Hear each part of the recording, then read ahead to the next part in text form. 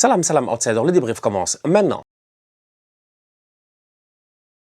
Le Real Madrid l'emporte aujourd'hui 2-1 face à l'Atlético de Madrid en demi-finale de la Supercoupe d'Espagne. Ce qui veut dire que ce week-end, on aura droit à un classico. Barça-Real en finale de Supercoupe d'Espagne en Arabie Saoudite. J'ai envie de dire au Real Madrid de se préparer.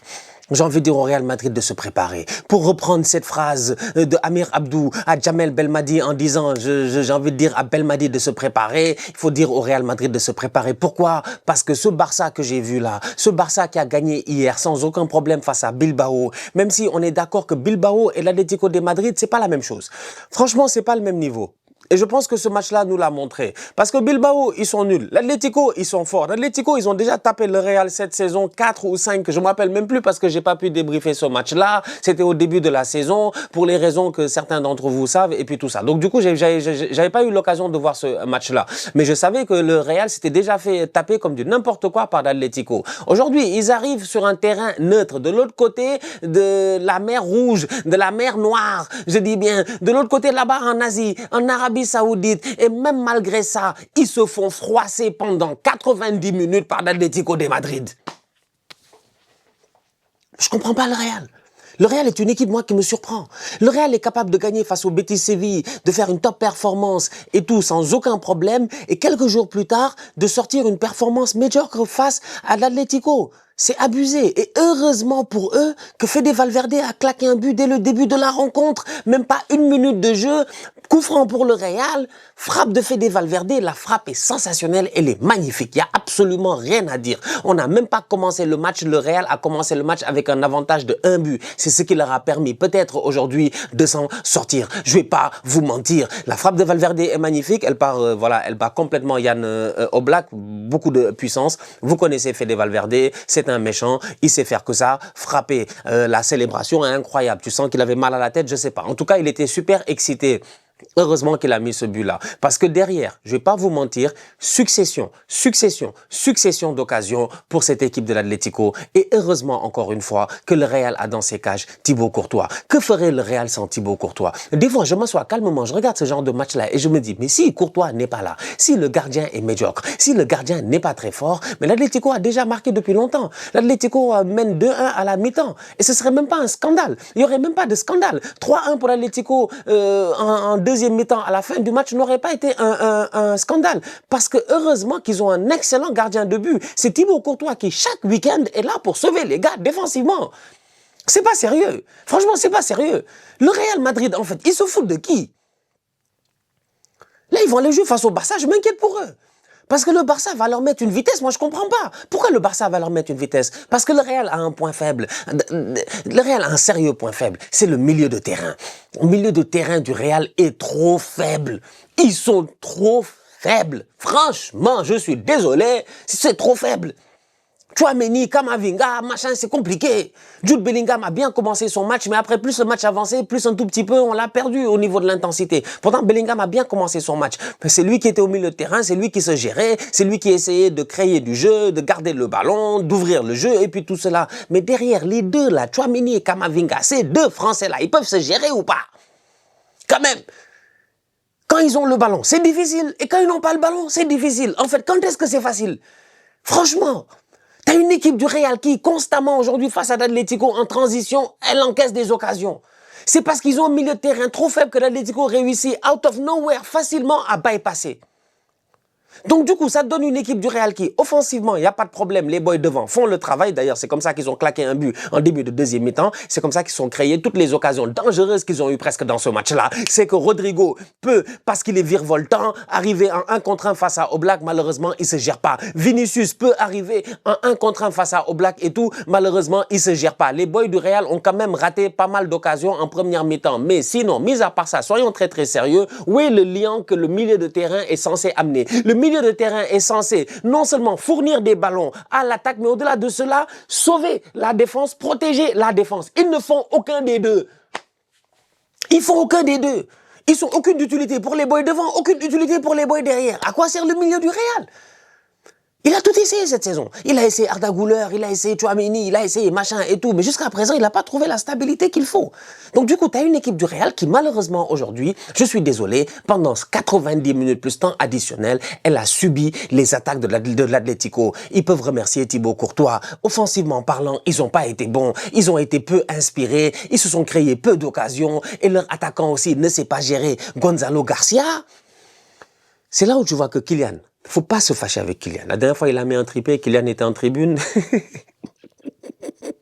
Ce que je vais dire là, ça n'engage que moi, franchement. C'est le Mbappar. C'est le Mbappar. C'est le Mbappar. C'est Mobutu. C'est Mobutu. Il faut pas rigoler avec lui.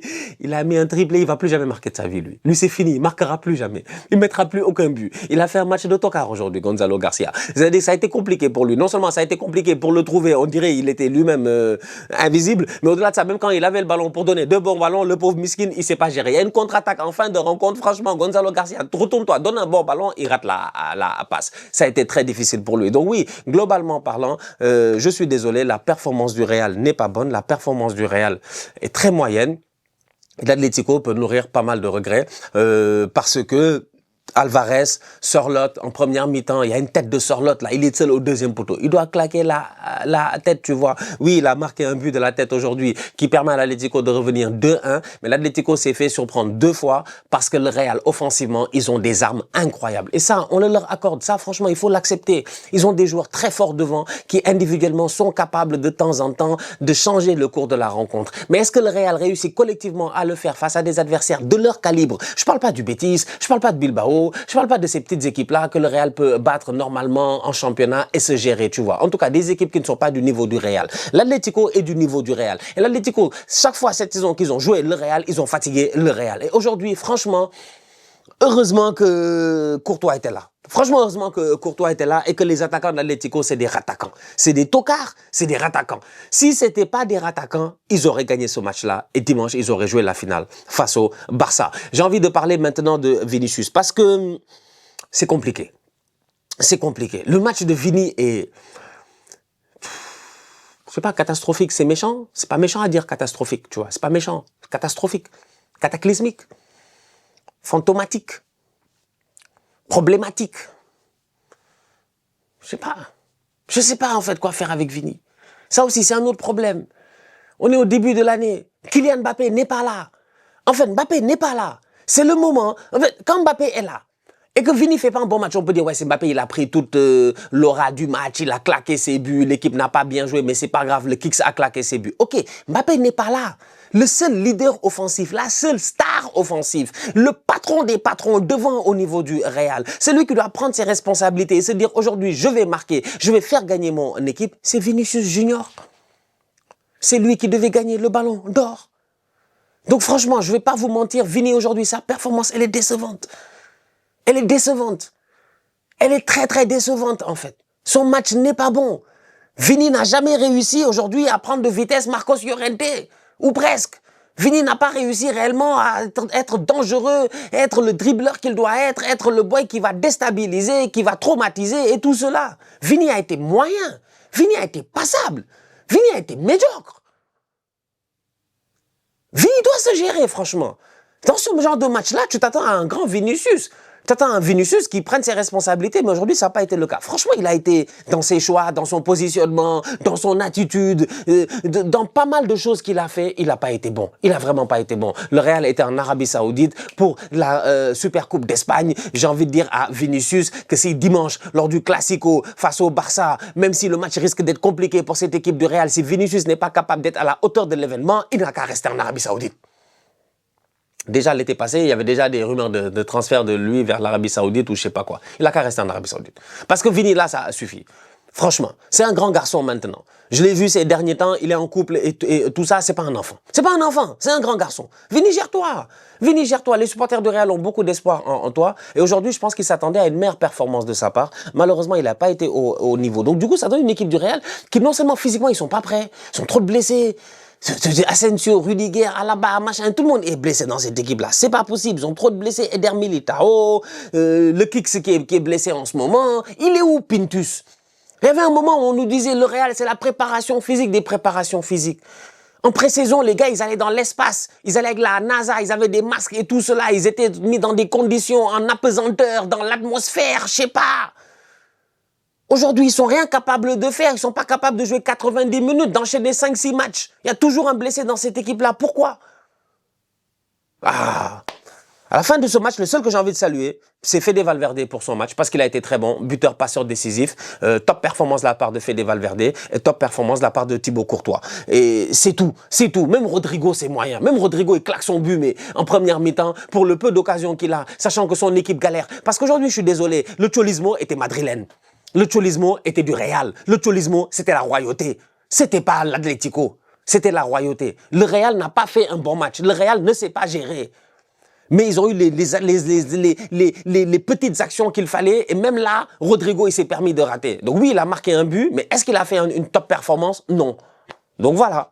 Match, encore une fois, moyen de la part du Real. J'ai l'impression que c'est toujours la même récurrence qui revient avec cette équipe de Xabi Alonso. Xabi Alonso, je ne sais pas s'il est toujours sur la sellette. Il fait des changements, tu comprends pas. Ça fait rentrer Ferland Mendy, ça fait rentrer Fran Garcia. À ce moment-là, je me suis dit, mais qui va marquer? Qui va marquer? Qui va marquer? En fait, ils essaient vraiment de tenir le 2-1. C'est ce qu'ils ont essayé de faire. En fin de rencontre, ils ne voulaient même plus jouer. Le temps additionnel, ça dégageait des ballons, l'Atlético, ils attaquaient. Ça dégageait les ballons, l'Atlético, ils attaquaient. Pas sérieux. Bref. Donc, victoire du Real 2-1 face à l'Atlético. Maintenant, place à ce dimanche, place au Classico. Et bonne chance aux Madrilènes. Va vraiment falloir qu'ils haussent le niveau. Sinon, ils vont prendre 4-0. La famille, on se capte très bientôt pour une nouvelle vidéo. Désolé, mes Madrilènes. Franchement, je suis désolé. C'est que votre équipe, c'est des tocards, quoi. Des fois, les gars se gèrent pas. Vous-même, vous savez, les gars se gèrent pas. On se capte très bientôt pour une nouvelle vidéo. D'ici là, on continue à liker, on continue à partager. On s'abonne, on s'abonne, on s'abonne. On est ensemble, on reste en santé. Toujours le plus important. Tous outsiders.